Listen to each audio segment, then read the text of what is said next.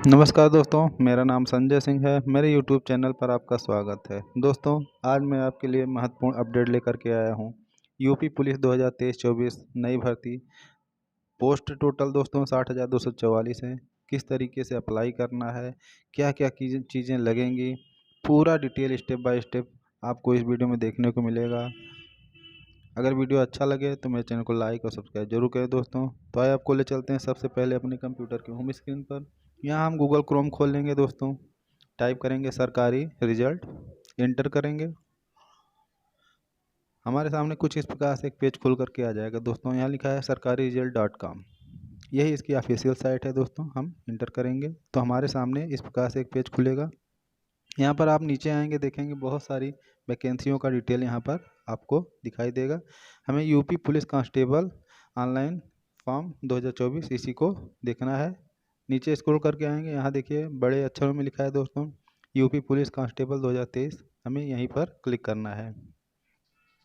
जैसे ही हम क्लिक करेंगे तो हमारे सामने इस प्रकार से कुछ पेज खुल करके आ जाएगा दोस्तों। यहाँ पूरा डिटेल आपको देखने को मिल जाएगा। यहाँ लिखा है Uttar Pradesh UP police constable requirement 2023, apply online 60,244 male और फीमेल दोनों के लिए है दोस्तों, यानी महिला और पुरुष दोनों लोग भर सकते हैं। और इस अपडेट आया है दोस्तों 23 दिसंबर 2023, यानी एक दिन पहले 4:15 पर गजट हुआ है दोस्तों।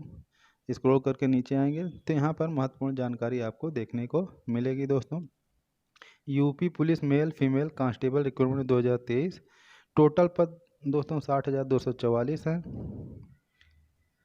इसके विषय में इम्पॉर्टेंट डेट्स जो है 23/12 को नोटिफिकेशन जारी हुआ है दोस्तों। 27/12/2023 से फॉर्म भरा जाने लगेगा दोस्तों। और इसकी लास्ट डेट जो निकल करके आ रही है वो 16/1/2024, यानी लगभग 15 से 20 दिन आपको मिलने वाले हैं दोस्तों। और पेमेंट भी 16/1/2024 तक होगी, इसकी लास्ट डेट है। अगर आपके फॉर्म में कोई करेक्शन हो गया है तो उसकी लास्ट डेट जो है 18/1/2024, यानी एक दिन के लिए खुलेगा, उसी दिन आप करेक्शन कर सकते हैं। और एग्ज़ाम डेट जो है फरवरी में एग्ज़ाम होने वाला है। और जैसे ही एडमिट कार्ड आएगा उसके विषय में पूरी जानकारी आपको मिल जाएगी दोस्तों। इसके अलावा फीस के संबंध में जनरल ओबीसी SC ST सबके लिए दोस्तों 400 रुपये है। किसी के लिए कोई कंप्रोमाइज़ नहीं किया गया है दोस्तों, सबके लिए बराबर 400 रुपये। और आप किसी भी माध्यम से, नेट बैंकिंग के माध्यम से, डेबिट कार्ड, क्रेडिट कार्ड, किसी के माध्यम से आप पेमेंट कर सकते हैं, कोई दिक्कत नहीं है दोस्तों। नीचे आएंगे स्क्रॉल करके, एज लिमिट यहाँ पर दोस्तों दिया गया है 1 जुलाई 2023। देखिए दोस्तों, 1 जुलाई 2023 को आपकी मिनिमम एज जो है 18 वर्ष होनी चाहिए। और मेल के लिए मैक्सिमम एज जो है 22 वर्ष दिया गया है दोस्तों, आप ध्यान से देखेंगे। और मैक्सिमम एज फीमेल के लिए 25 वर्ष दिया गया है। ये आपको ध्यान रखने वाली बात है दोस्तों। इसके अलावा जो छूट मिलती है ओबीसी के लिए, अगर कोई किसी की एज ज़्यादा हो गई वो मिलेगी, जैसे ही उसका रिलैक्सेशन जो होता है वो उसी हिसाब से मिलेगा। और अब वैकेंसी के विषय में आपको पूरा डिटेल मैं यहाँ पर बताने वाला हूँ। देखिए दोस्तों, 60,244 पद हैं। आपके पास अर्हता होनी चाहिए हाई स्कूल प्लस इंटर। और आप किसी भी बोर्ड से हों कोई दिक्कत नहीं, CBSE से हो, ICSE हो, किसी भी बोर्ड से हों, लेकिन आपके पास इंटर तक की योग्यता होनी चाहिए। और इसके बाद हम स्क्रॉल करके नीचे आएंगे तो कैटेगरी वाइज जो वैकेंसी डिटेल है यहाँ देख सकते हैं। जनरल के लिए, ओबीसी के लिए, EVS के लिए, SC ST सभी के लिए अलग अलग सीटें यहाँ पर दिखाई दे रहा है दोस्तों। और अच्छी खासी सीट है, आप इसमें अप्लाई करिए और नौकरी आसानी से आपको मिलने वाली है, क्योंकि बहुत ज़्यादा पद हैं दोस्तों। इसके बाद फिजिकल एजिबिलिटी जो है वो मेल, जनरल, OBC SC के लिए हाइट जो है 168 सेंटीमीटर, चेस्ट जो है 79 से 84 सेंटीमीटर। और उसके अलावा रनिंग जो है यानी दौड़ 4.8 किलोमीटर आपको 25 मिनट में दौड़ना पड़ेगा दोस्तों, ये आपको ध्यान देने वाली बात है। और उसके अलावा जो मेल ST हैं उनके लिए थोड़ा सा छूट है। और फीमेल OBC SC जनरल के लिए 152 सेंटीमीटर लंबाई, उससे कम नहीं होनी चाहिए दोस्तों। और उसके अलावा जो एसटी की फीमेल महिला हैं उनके लिए 147 सेंटीमीटर रखा गया है, उनकी लंबाई इससे कम नहीं होनी चाहिए। और रनिंग में 2.4 किलोमीटर दौड़ना है 14 मिनट में, ये महिलाओं के लिए यहाँ पर दिया गया है दोस्तों। अब आगे हम स्क्रॉल करके नीचे आएंगे, यहाँ लिखा है अप्लाई ऑनलाइन, लिंक एक्टिव 27/12। जैसे कि मैंने बताया 27 से ये शुरुआत होगी दोस्तों इसकी, अभी इसका लिंक एक्टिव नहीं हुआ है। नोटिफिकेशन के लिए आप यहाँ से पूरी जानकारी ले सकते हैं। सलेबस यहाँ से आप PDF में डाउनलोड कर सकते हैं, आपको क्या क्या पढ़ना है क्या क्या नहीं पढ़ना है, पूरी जानकारी आपको यहाँ मिल जाएगी। अगर कोई जानकारी चाहिए तो आप इनके टेलीग्राम और व्हाट्सएप ग्रुप से भी जुड़ करके जानकारी ले सकते हैं। और नीचे भी आपको कुछ जानकारी दी गई, जैसे आप इमेज रिसाइज करना चाहते हैं, एज निकालना चाहते हैं, रिज्यूम बनाना चाहते हैं, तो आप यहाँ से टूल्स दिया गया है, आप जानकारी ले सकते हैं। और इसकी ऑफिशियल वेबसाइट जो है यहाँ पर नीचे दिखाई दे रहा है। तो अभी तो चूँकि दोस्तों ऑनलाइन अप्लाई तो होगा नहीं, वो 27 को होगा, और इसके लिए हम 27 के बाद कोई वीडियो बनाएंगे तो आप उसमें पूरी जानकारी ले सकते हैं दोस्तों। और नीचे देखिए नोटिफिकेशन है, तो इसको मैं पढ़ करके आपको बताने वाला हूँ क्या क्या चीज़ें हैं। तो यहाँ पर हम क्लिक करते हैं, थोड़ा सा टाइम लगेगा दोस्तों, ये नोटिफिकेशन डाउनलोड होकर के आपके सामने आ गया है। अब यहाँ पर आप बारीकी से देखेंगे, ये इसकी ऑफिशियल साइट है, इस साइट से आप रजिस्ट्रेशन कर सकते हैं दोस्तों, जा कर के फॉर्म भर सकते हैं। और नीचे देखिए दोस्तों वैकेंसी की पूरी डिटेल स्टेप बाय स्टेप आपको दिखाई दे रही होगी। यहाँ पर पे स्केल भी दिया गया है 5200 से 20,000 तक दोस्तों, यानी लगभग 21,750 वेतन मिलेगा। और कुल पद जो है आपके सामने हमने पहले भी बता दिया है, नीचे भी लिखा है श्रेणी वाइज किस श्रेणी में कितने पद हैं, तो आप यहाँ से उसकी पूरी जानकारी आप ले सकते हैं दोस्तों। हम स्क्रॉल करके नीचे आएंगे, यहाँ देखिए आरक्षित श्रेणी के अनुसार दिया गया है। अब यहाँ पर देखिए आवेदन की समय सारणी, इसको भी मैंने अभी पहले बता दिया कि 27 से शुरुआत होगी, 16/1/2024 तक इसका फॉर्म भरा जाएगा, और 18 को करेक्शन है दोस्तों। और 18 के बाद कोई करेक्शन होने वाला नहीं है, ये ध्यान रखिएगा। और आवेदन शुल्क सभी कैटेगरी के लिए 400 रुपये रखा गया है, उससे कम नहीं है दोस्तों। इसके अलावा अर्हताओं में राष्ट्रीयता में वो भारत का नागरिक होना चाहिए दोस्तों, ये तो नियम ही है। तो इसके विषय में हम ज़्यादा बात नहीं करेंगे, महत्वपूर्ण जानकारी के विषय में आपको बताएंगे। और नीचे स्क्रॉल करके चलेंगे, यहाँ लिखा है शैक्षिक अर्हता। भारत में वित्त द्वारा स्थानित बोर्ड द्वारा 10वीं या 12वीं कक्षा उत्तीर्ण भारत सरकार द्वारा मान्यता प्राप्त होनी चाहिए, उसी संस्थान से होना चाहिए दोस्तों। तो यानी भारत सरकार से मान्यता प्राप्त आपके पास 10वीं और 12वीं की डिग्री होनी चाहिए। और इसके अलावा दिया गया है अपीयरेंस में नहीं होना चाहिए दोस्तों, यानी आपके पास रिजल्ट होना चाहिए, ये नहीं कि अभी आया नहीं है, अभी मिला नहीं है, या अभी आप परीक्षा दिए हैं, तो इससे कोई मतलब नहीं है दोस्तों। आपके पास मार्कशीट और प्रमाण पत्र होना चाहिए दोस्तों। इसके अलावा देखिए दोस्तों यहाँ पर दिखा है आवेदन पत्र में प्रदर्शित शैक्षिक अर्हता की यथार्थता शुद्धता एवं समझता को सिद्ध करने के लिए अभिलेख आपके पास जो प्रस्तुत करेंगे, वही अभिलेख जो है आप ऑनलाइन भरते समय इस्तेमाल करेंगे दोस्तों, ये आपको ध्यान देना है। इसके अलावा अगर आप कोई छूट चाहते हैं तो इसके लिए आपके पास डिग्री होनी चाहिए दोस्तों। जैसे आप डोयक से या NEELT से सोसाइटी से आप कंप्यूटर में O लेवल की आपके पास डिग्री हो, तब आपको कोई छूट मिलने वाली है। उसके अलावा अगर आप सेना में काम किए हैं 2 वर्ष लगभग, तब आपको कुछ छूट मिल सकती है। और इसके अलावा आपके पास अगर NCC की डिग्री हो तो भी आपको छूट मिलेगी, और अन्यथा के उसमें छूट नहीं मिलने वाली है दोस्तों, ये आपको ध्यान रखना पड़ेगा। राष्ट्रीय कैडेट कोड का B प्रमाण पत्र आपके पास होना चाहिए, यानी NCC का दोस्तों। आयु के विषय में अब देखिए लिखिए, पुरुष अभ्यर्थी ने दिनांक 1/7/2023 को 18 वर्ष की आयु प्राप्त कर ली हो, ये ध्यान रखना है, 1/7/2023 को 18 वर्ष की आयु प्राप्त कर ली हो, और 22 वर्ष की आयु प्राप्त न की हो, अर्थात अभ्यर्थी का जन्म जो है 2 जुलाई 2001 से पूर्व तथा 1 जुलाई 2005 के बाद का नहीं होना चाहिए, ये आपको ध्यान देना है दोस्तों। यानी 2 जुलाई 2001 से पहले का ना हो और 1 जुलाई 2005 के बाद का ना हो। और 18 से 22 साल उम्र होनी चाहिए दोस्तों। महिला के लिए भी दोस्तों नियम है, 1/7/2023 को 18 वर्ष की आयु प्राप्त कर ली हो और 25 वर्ष की आयु प्राप्त न की हो, अर्थात अभ्यर्थी का जन्म 2 जुलाई 1998 से पूर्व तथा 1 जुलाई 2005 के बाद की नहीं होनी चाहिए। ये आपको ध्यान देना है दोस्तों। और जो छूट मिलती है दोस्तों ओबीसी के लिए, एससी के लिए, एसटी के लिए, वो मिलेगी नियमानुसार। जो भी छूट है वो प्राप्त होने वाली है आपको, इसमें कोई दिक्कत नहीं है दोस्तों। चरित्र के लिए, तो चरित्र के लिए आपको ये ध्यान देना पड़ेगा कि आपके कोई क्रिमिनल रिकॉर्ड ना हो, तो ही आप फॉर्म भर सकते हैं दोस्तों। अगर आपके खिलाफ एफआईआर वगैरह हो तो कोई मतलब नहीं है दोस्तों, आप भरेंगे तो आप निरस्त हो जाएगा आपका। वैवाहिक स्थिति में भी दोस्तों दिया है, आप शादी विवाह आपका हुआ है तो कोई दिक्कत नहीं है, अब उससे कोई फ़र्क पड़ने वाला नहीं है। लेकिन एक चीज़ आपको ध्यान देना होगा कि आपकी कम से कम एक ही शादी हो, 2 शादी अगर आपकी है या उससे अधिक है तो आप एलिजिबल नहीं है। आप पहले से ही मत भरिए, वरना आपका फॉर्म वैसे ही रिजेक्ट कर दिया जाएगा अगर कोई शिकायत कर देता है दोस्तों। तो ये आपको ध्यान देना है, यानी कि आपकी केवल एक शादी, अगर शादी हुई है तो एक ही शादी होनी चाहिए दोस्तों।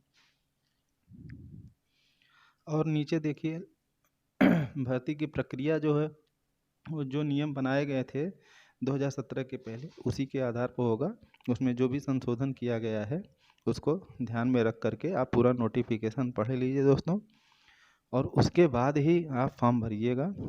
अगर आपके पास अर्हता है तो आप भरिएगा, नहीं है तो नहीं भरिएगा, ये ध्यान दीजिएगा, नहीं तो आपका 400 रुपये डूब जाएगा। लिखित परीक्षा है दोस्तों, उसमें क्या क्या आएगा उसके विषय में पूरी जानकारी यहाँ पर दी गई है। लिखित परीक्षा 300 अंकों की होगी दोस्तों, और उसमें 150 क्वेश्चन आपसे पूछे जाएंगे।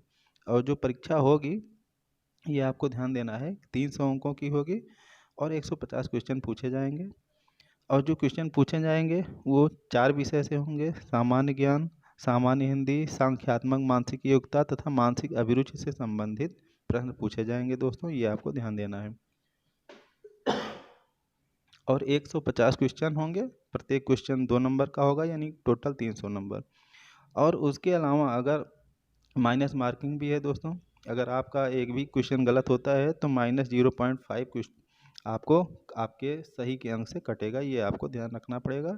यानी कि जो भी आपको नहीं आ रहा है उसको मत करिए, जो क्वेश्चन आएगा उसी को आपको करना है। माइनस मार्किंग है, ये आपको ध्यान देना है। स्क्रोल कर नीचे आएं तो आपको ओमार मिलेगा दोस्तों, पहले की तरह ही ऑफलाइन परीक्षा होगी। और ओमार जो मिलेगा उसमें आपको सही सही डिटेल आपको भरना है, कोई भी गलत डिटेल आप मत भरिएगा। इनक्यूमर वगैरह या वाइटनर वगैरह आप मत लगाइएगा, ये ध्यान देना है। आपको जो ओमार मिलेगा आप उसी में अपना पूरा डिटेल सही सही भरेंगे। अगर आप उसमें डिटेल गलत भरते हैं और आपके पास जो शैक्षिक योग्यता है उसमें अंतर पाया जाता है तो आपका अभ्यर्थन निरस्त कर दिया जाएगा, ये आपको ध्यान देना है दोस्तों। इसके अलावा अभिलेखों की जो आपके पास डॉक्यूमेंट रहेंगे उसके विषय में भी आपको जानकारी मैं दे रहा हूँ कि क्या क्या डॉक्यूमेंट्स चाहिए, क्या क्या नहीं। और जो भी आपके डॉक्यूमेंट हैं उसी के आधार पे आपको फॉर्म भरना है। उससे अगर इतर होता है तो वो आपका फॉर्म निरस्त कर देंगे, ये आपको ध्यान देना है।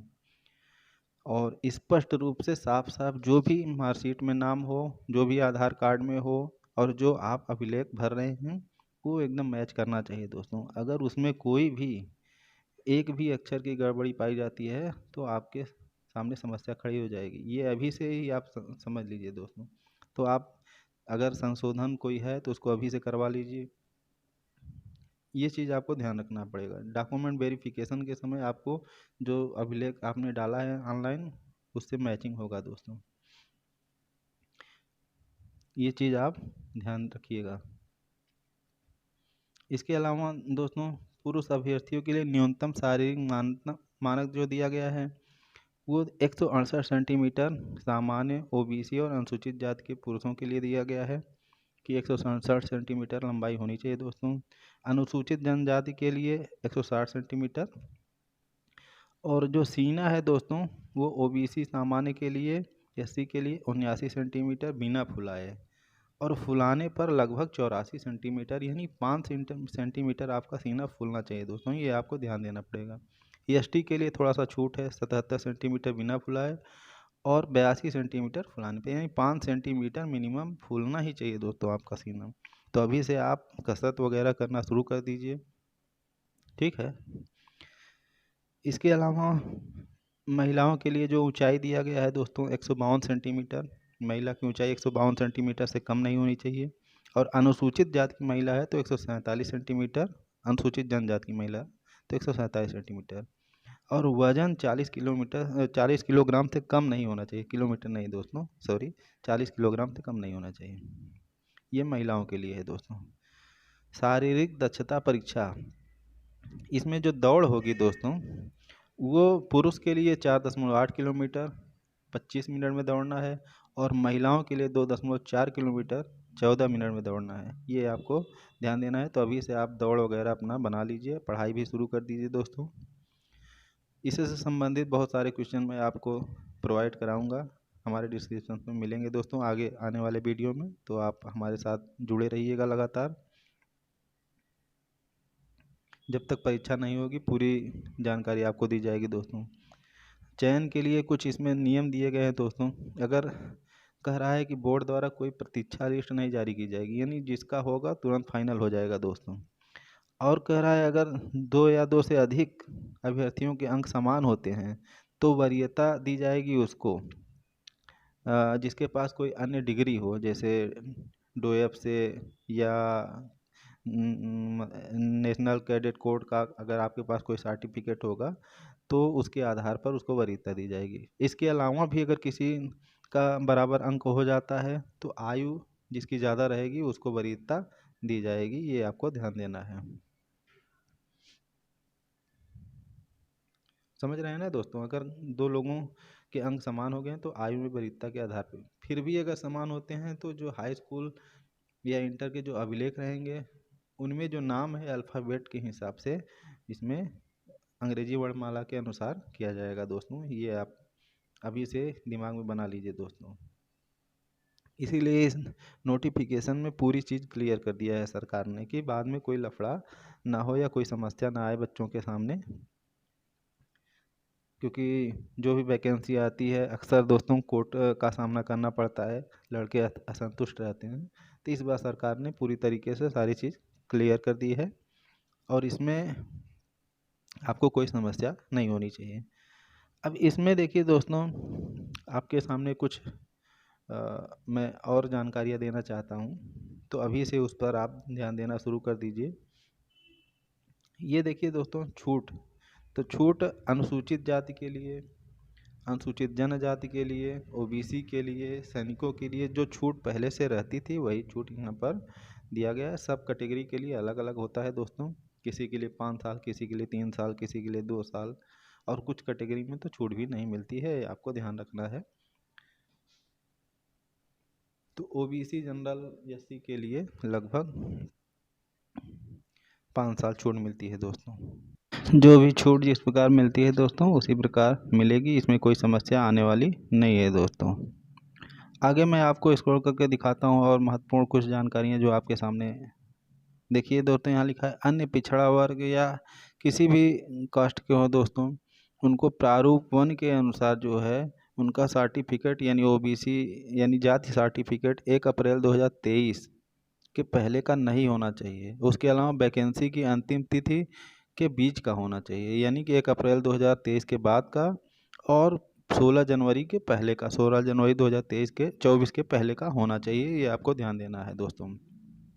तो अभी से ही आप अपना आय जात निवास बनवा लीजिए दोस्तों, कोई समस्या नहीं है। उसके बाद आप फॉर्म भरिएगा, फॉर्म भरने में आप जल्दबाजी ना करें। इसके अलावा महिला अभ्यर्थियों द्वारा आरक्षण के दावे पिता पक्ष से निर्गत जाति प्रमाण पत्र पर मान्य होगा, यानी कि पति के निर्गत प्रमाण पत्र नहीं माने जाएंगे दोस्तों, यानी पति के पते पर अगर कोई होगा तो वो नहीं माना जाएगा, तो इसको आपको ध्यान देना है। छोटी छोटी चीज़ें हैं दोस्तों। इसके अलावा अगर भारत सरकार के अधीनस्थ पदों पर नियुक्त प्रस्तुत किए जाने वाले प्रमाण पत्र के प्रपत्र अनुसूचित जनजाति ये भी अपात्र होंगे दोस्तों। यानी कि आपको जो भी है उत्तर प्रदेश सरकार का होना चाहिए आपके, यानी केंद्र सरकार की जाति वगैरह नहीं लगेगी दोस्तों, ये ध्यान देना है। इसके अलावा जिन अभ्यर्थियों के आरक्षण अगर आपको छूट चाहिए आरक्षण के अनुसार, तो आपको जाति प्रमाण पत्र आपके पास होना चाहिए दोस्तों, ये ध्यान देना है।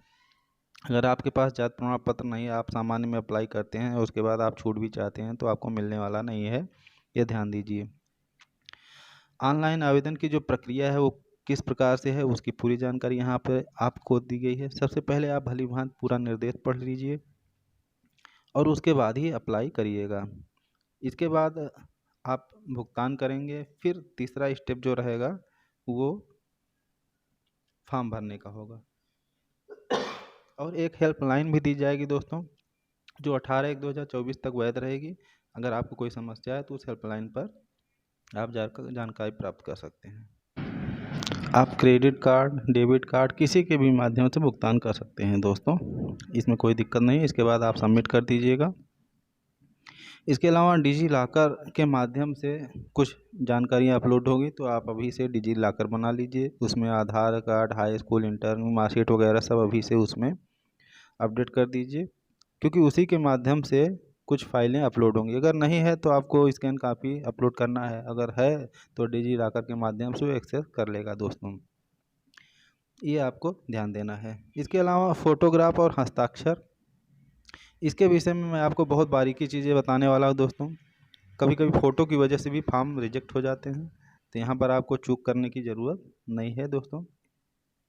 आप नीचे देखेंगे देखिए फ़ोटो और हस्ताक्षर अलग अलग अपलोड होंगे, ये तो स्वाभाविक है भैया, एक साथ नहीं होगा।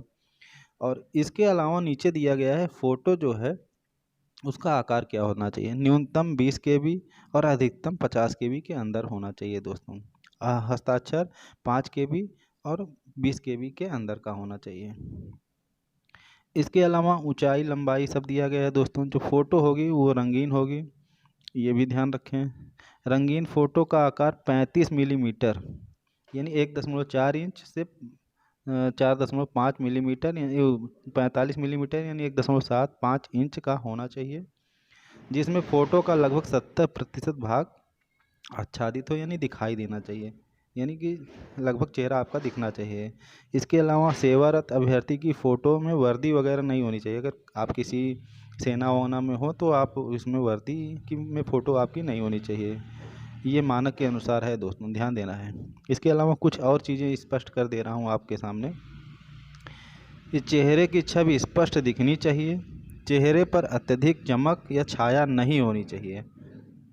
आपको स्टूडियो में फ़ोटो खिंचाना है, ध्यान देना है। ये फ़ोटो 6 महीने के भीतर की होनी चाहिए, उसके पहले की फ़ोटो भी नहीं होनी चाहिए। और आजकल ऐसे सॉफ्टवेयर हैं कि आप फ़ोटो डाल दिए वो बता देगा कब खींची गई है, तो ये ध्यान देना है। सफ़ेद या हल्के ग्रे रंग में पृष्ठभूमि में आपकी फ़ोटो होनी चाहिए, यानी बैकग्राउंड जो है सफ़ेद हो या हल्के ग्रे रंग की हो, और उसके अलावा और किसी कलर की मत करिएगा दोस्तों। और ठुड्डी से शिखर तक साफ दिखना चाहिए, यानी एकदम पूरा चेहरा दिखना चाहिए। और तटस्थ अभिव्यक्त यानी मुंह बंद, आंखें खुली होनी चाहिए। और चेहरे के दोनों किनारे यानी कान जो हैं वो आपके दिखने चाहिए, दोनों तरफ के कान दिखने चाहिए। कैमरे पर सीधी नज़र करके आप फ़ोटो खिंचाइएगा। और चश्मा वगैरह मत लगाइएगा। अगर चश्मा आप लगाते हैं, अगर सफ़ेद रंग का भी लगाते हैं, तो आप देखेंगे कि आंखें स्पष्ट दिखनी चाहिए, ऐसा नहीं है कि आंखें ना दिखें, ये ध्यान देना है। टोपी, मफलर आदि मत लगाना, ये सबसे महत्वपूर्ण जानकारी आपको दे रहे हैं दोस्तों। और इसके अलावा जो हस्ताक्षर रहेगा वो जेपीजी और जेपीई किसी भी आप में आप फॉर्मेट में कर सकते हैं। 5 KB से 20 KB के बीच में होनी चाहिए दोस्तों। इसके अलावा आवेदन प्रक्रिया में अन्य महत्वपूर्ण बिंदु। ऑनलाइन आवेदन की प्रक्रिया में अभ्यर्थी प्रथम चरण में अपना पंजीकरण करेंगे, द्वितीय चरण में भुगतान करेंगे और तृतीय चरण में फिर से ऑफिशियल साइट पे जा करके लॉगिन करके फिर आवेदन को भरेंगे। ये अभ्यर्थियों को निर्देश दिया गया है। बाकी आप लोग फॉर्म भरते रहते हैं, आप लोगों को पता होगा किस तरीके से प्रोसेस रहता है। इसमें बहुत ज़्यादा सोचने वाली बात नहीं है। और उसके अलावा अंतिम सबमिट किया गया आवेदन स्वीकार होगा। मान लीजिए आप 2 आवेदन कर देते हैं तो आखिरी वाला ही सही माना जाएगा, ठीक है। उसके पहले वाला सही नहीं माना जाएगा, ये आपको ध्यान देना है।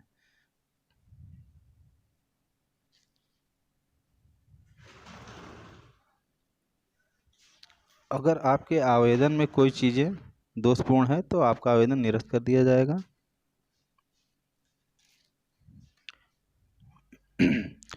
आपने आवेदन के समय जो भी प्रमाण पत्र लगाए हैं वे सारी चीज़ें सर्टिफिकेट वे जब आपका चयन होगा तो आपके पास होनी चाहिए। फ़ोटो में वर्दी वगैरह नहीं होनी चाहिए, ये चीज़ आप अभी से नोट कर लीजिए।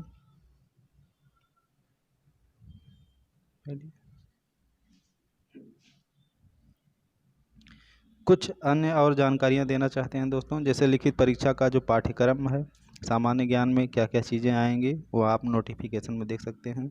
इसी के आधार पर आपको तैयारी करना है। सामान्य हिंदी में जो जनरल हिंदी रहेगी उसमें जो भी चीज़ें हैं यहाँ पर आपको देखने को मिल जाएगा। उसके अलावा संख्यात्मक योग्यता में जो जो चीज़ें आएंगी आप इसी के आधार पर पढ़ाई करेंगे। और मानसिक योग्यता के जो प्रश्न आएंगे उसका भी सिलेबस यहाँ पर आपके सामने है, तो इस हिसाब से आप पढ़ाई करिए। मानसिक अभिरुचि का है, बुद्धिलब्धि का है, तो आप इस नोटिफिकेशन को ध्यान से देख लीजिए और इसी के हिसाब से आप पढ़ाई करिए।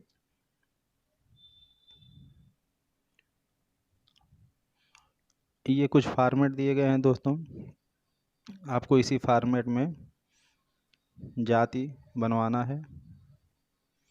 आप ऑफलाइन और ऑनलाइन दोनों बनवा सकते हैं, इसमें कोई समस्या नहीं है।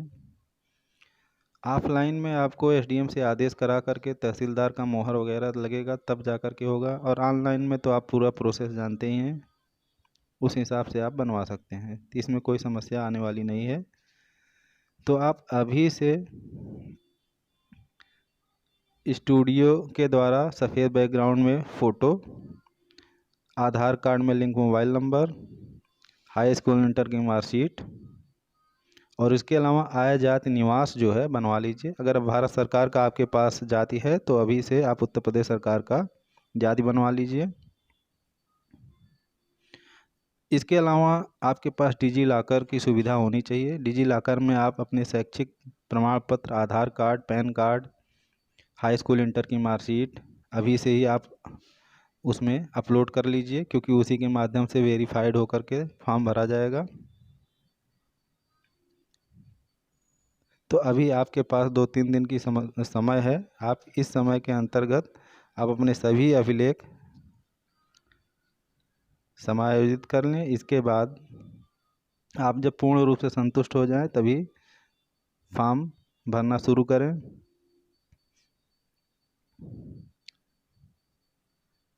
धन्यवाद दोस्तों।